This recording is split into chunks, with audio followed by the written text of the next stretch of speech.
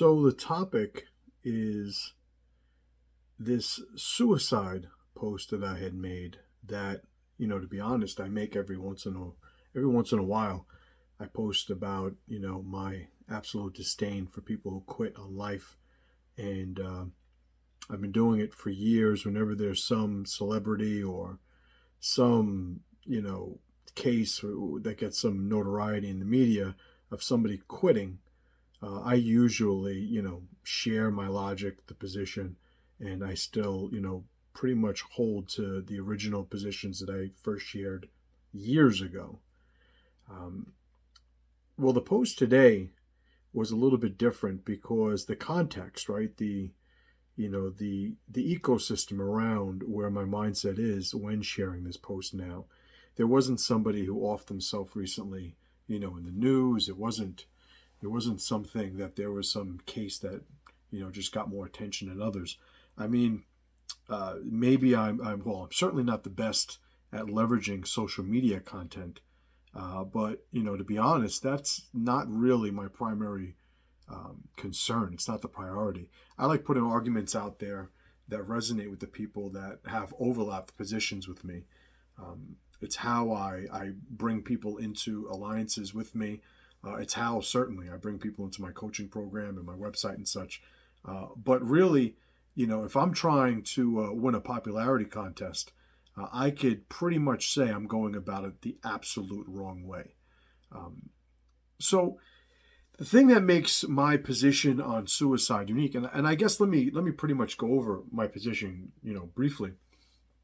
Uh, when we say suicide, there is, and I don't want to hide behind some sort of semantical, you know, uh, umbrella of, well, I didn't mean like that. If somebody's going to tell me that a soldier who, jumps on the grenade to save his brothers, like that story that we've heard, plenty of times, or stories like that. If, excuse me, if somebody were to tell me that that is a case of suicide, I would disagree, right? I would disagree because I think collectively we understand, without any other real logical processing. I think we collectively understand that the soldier jumping on the grenade to save his brothers is not what we would consider suicide, right? So I've made the distinction before between suicide and sacrifice, right? Sacrifice that for a lot of people who fill a lot of roles in our society includes everything up to and including their lives, right? A fireman, when he goes into a burning building to save a small child, and he knows that he could save the child, but it would cost him his life, and he chooses to do so anyway. We wouldn't call that suicide. That would be called sacrifice. All of the first responders and all those people that showed up and did everything they could during 9/11. So not to get too far down the rabbit hole with that, but there is I think a commonly understood difference between what we would call suicide and what we would call sacrifice. So suicide is what my commentary is on, right? So I think that a lot of people's logic breaks down as soon as it becomes, too personal, starts hitting too close to home, or it just gets to the point where their level of willingness has now reached its maximum, and they're no longer, willing to abide by the position of them being against suicide past a certain point, right? So a very common reaction I get is, well, you don't know what's going on in the minds of people who are about to commit suicide. And to me, it's almost like a straw man argument. Like, I'm not arguing that the people who wanted to commit suicide or the people that committed suicide actually wanted to commit suicide. Like, I'm not arguing to understand what's in their mind. I would pretty much put out there that you don't fucking know either. But that's not my position. My argument has nothing to do with that. If somebody wants to kill themselves, that the reasons for doing that are theirs and theirs alone. My position and the commentary on my position is in regards to, as society, as a culture, how we treat the topic of suicide. What type of message do we send to those people who are sitting on the fence, riding out, whatever obstacle, whatever, usually short-term scenario that they're enduring. They're riding that out and seeing, maybe I should just quit it all. Maybe I should just, just end it right now or today or whatever. Or maybe I should stay, one more day. Maybe I should fight a little bit more. Maybe I should go seek help. There are people on the fence about that. And my commentary is, what is the message we're giving to these people? You see, now, what I understand is that when people kill themselves, commit suicide, there is a lot of pain and suffering in those people who are affected by that death, right? Some betrayal is what they talk about. Others, it's just the loss. Others, they want to, just reminisce and talk about the legacy of the individual. I'm somebody who argues, and again, I'm not trying to win any popularity contests, obviously, but that's the good thing about having a pretty well-developed self-reliance is you're okay standing by yourself. Not that I am in this particular case, but I don't go into my the sharing of my positions thinking whether or not people are going to like me at the end of it. So long as I'm being honest, then it's going to be what it's going to be. So when you have an individual who is affected, emotionally by the suicide of another, there's going to be some sort of cathartic period after that individual is going to basically put himself through some bout of therapy in order to recover and sort of reclaim the perceived and emotional loss of the individual who committed suicide being taken from their lives. Like, I get it. And when I say therapy, I just mean in practice. I don't mean literally going to a therapist, although that obviously could be an option. So I get it. When somebody kills themselves, suicides themselves, there is a great loss, right? That's one of the tragedies of suicide, right? Is that what the person who has committed suicide, all of the harm and damage it does to all the people around them. I get it. But in this social media world, as so many other things, the catharsis that people seek has now been amplified into this, everybody is, writing the individual who suicided themselves. They're writing the individual on Facebook, on Instagram, on, any other social media platform.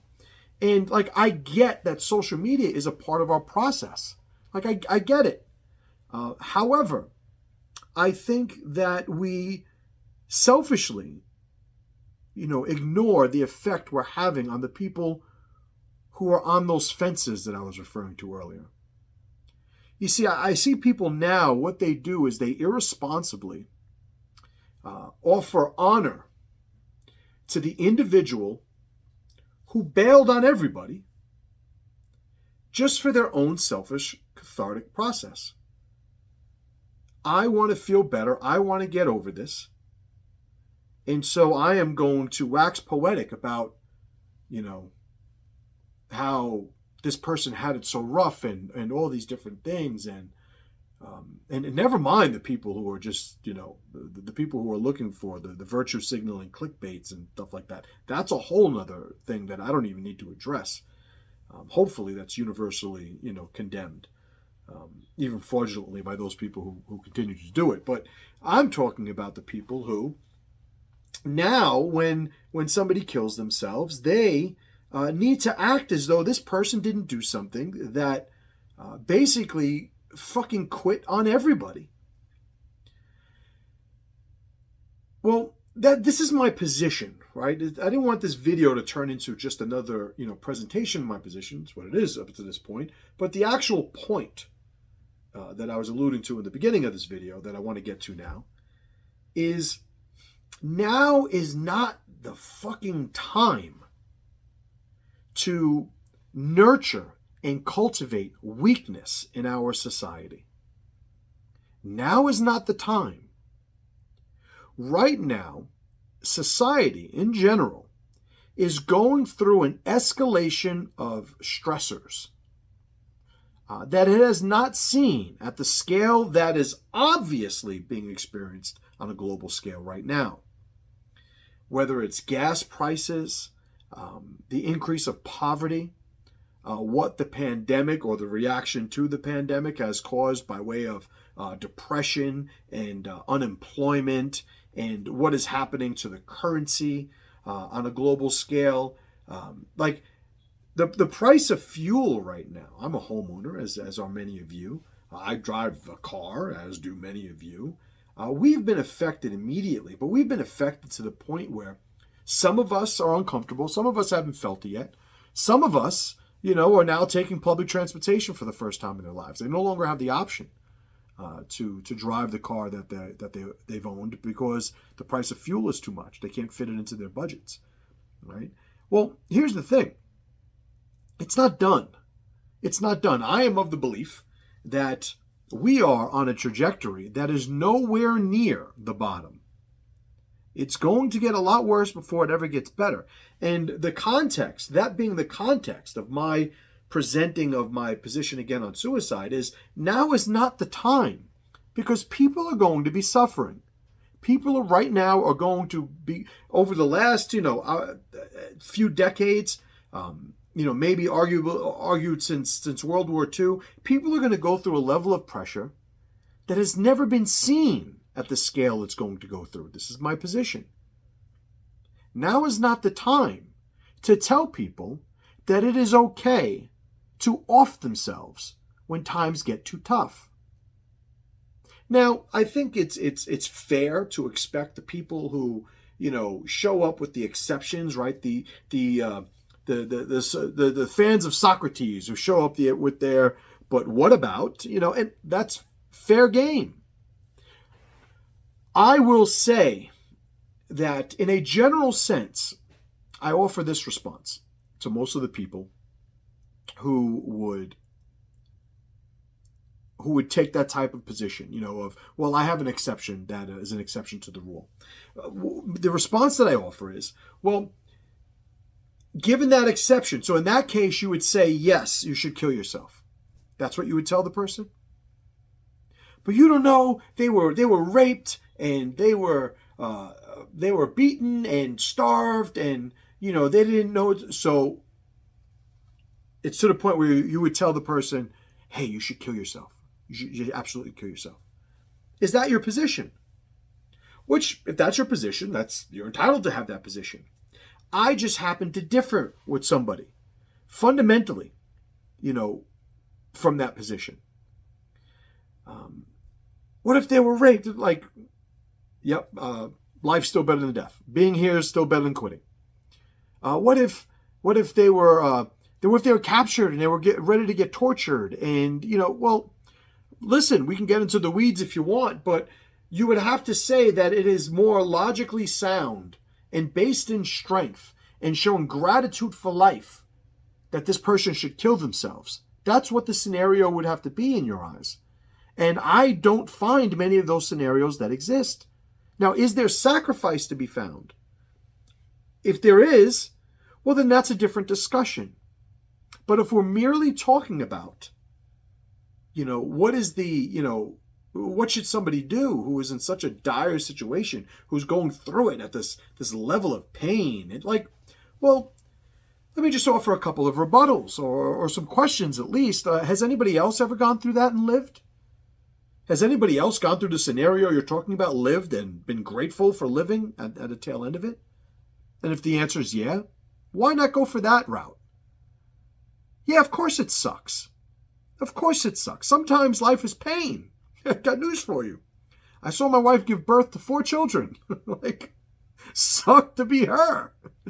However, there's something to be said for the universal gratitude for life and the opportunity to forge another day. Right now, times are going to get tough. As a society, if we're going around selling the idea that there's a point where we're all going to still throw you a party, even though you quit on everybody. If we're doing that as a society, we're in a rough way. We're in a rough way. I've said it before. I'll remind you guys if you've forgotten. The more pressure we endure, the more power we will cultivate. That's the universal. We need to find a relationship with our circumstances whereby it generates gratitude for the struggles it puts in front of us. Because any aspect of who we are came by way of navigating, enduring, and overcoming that very process. Worth saying, if somebody's contemplating suicide, absolutely they should go out and seek help. Obviously, think about what I think of you if you didn't. Everybody who's in my tribe, and many, many people outside of it, have contacted me in the past, and I have dedicated and invested time in trying to get them on the straight and narrow. I don't baby people. I don't tell people what they want to hear. You know, there's something to be said for holding your ground against somebody who just wants to be helped the way they want to be helped. But the way they want to be helped is the same type of mindset that led them to the situation they're in the first place. Well, I'm not somebody that plays by those rules and plays that game. I'm going to tell you what you need to hear. If you're contemplating suicide, you absolutely should go get help. Because you're a bitch if you don't. If you find yourself in those early stages of depression and being in a negative state and being, the type of pessimistic, just negative individual that could lead to a suicidal ideation, then yeah, you need to nip that in the bud. What are some of the practices? Get fucking healthy, man. Get healthy, exercise. Build a relationship with your body. Build a relationship with the machine that is in charge of all those hormones, right? And neurotransmitters and nerves that contribute to your mental state in the first place. Some people, they're walking around and, I'm depressed. And I look at their lives, I look at their health, I look at, their or lack thereof. And it's like, yeah, I'd fucking be depressed if I was you too. Change your fucking patterns, man. And that's what it comes down to. Who are we trying to save here? Are we trying to save the people that are fighting against climbing the ladder? Or are we saving the people who are doing everything in their power to hold on? I guess it's a rhetorical question. It's on you. I think you guys know where my mindset's at. Appreciate you guys. Talk to you guys soon.